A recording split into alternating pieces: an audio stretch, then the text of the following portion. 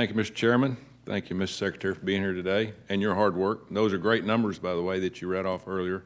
That's encouraging. We got a lot of people in my state that need help but are getting help, so thank you for that. Hope they continue. As you know, many veterans suffer from sleep apnea due to medical conditions they manage as a result of their service. CPAP machines used to aid veterans' sleep apnea have been in short supply since the pandemic.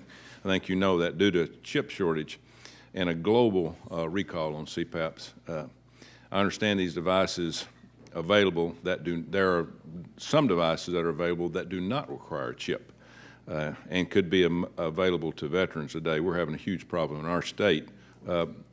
Would you consider it an ethical violation of the VA if the VA provider was not provided the CPAP if they knew it was available? And have you heard any problems with this?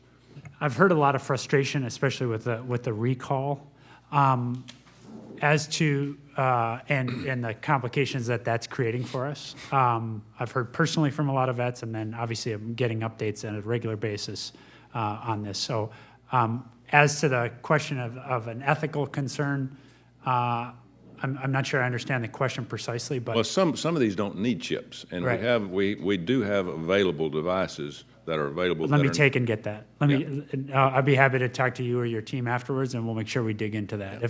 If there's an available, clinically proven available option, then we'll do it. Thank you, thank you.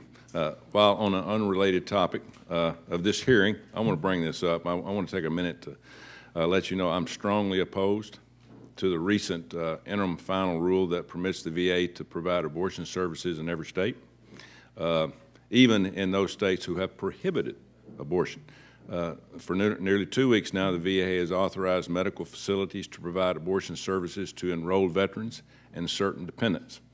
At this time, do you know, has the VA medical facility performed an abortion since this has started in the last 2 weeks? Do you know if there's been one?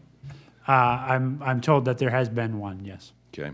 The interim final rule is silent on abortion restrictions after a certain point in pregnancy. Does the VA have a plan on the abortion procedures up until the birth of a child? How long do we go on this? What's the rules and limitations that you know of? Yeah, well, thanks for the question very much. And this is obviously an issue that we came to based on one very simple principle, which is the health and safety of our veteran patients, of our pregnant veteran patients. We have created an exception to the exclusion of providing either abortion counseling or abortion services in 4 cases: rape, incest, the life of the veteran, or the health of the veteran. Those, it's spelled out in the interim final rule how we will come to those conclusions. As it relates to the health of the mother of the veteran, that'll be determined in consultation with the veteran's healthcare provider. How many are you considering, with all your facts and figures, how many do you think abortions will have in the first year? Is there any number that we came up with? I think as we prepared the regulation, I think we had to make some estimates for what this would result in terms of budget. I don't have that in my fingertips. My own view, we provide health care to 300,000 women veterans of childbearing age. My hope is that no one would ever have to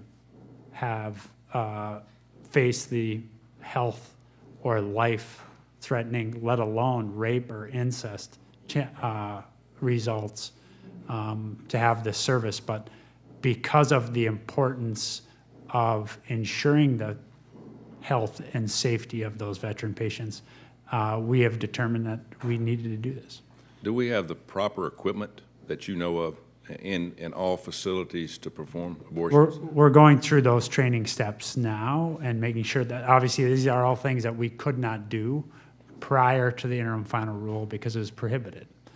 So we're going through those steps now. Okay. Thank you, Mr. Secretary. Thank you, Mr. Chairman. Thank you, Coach.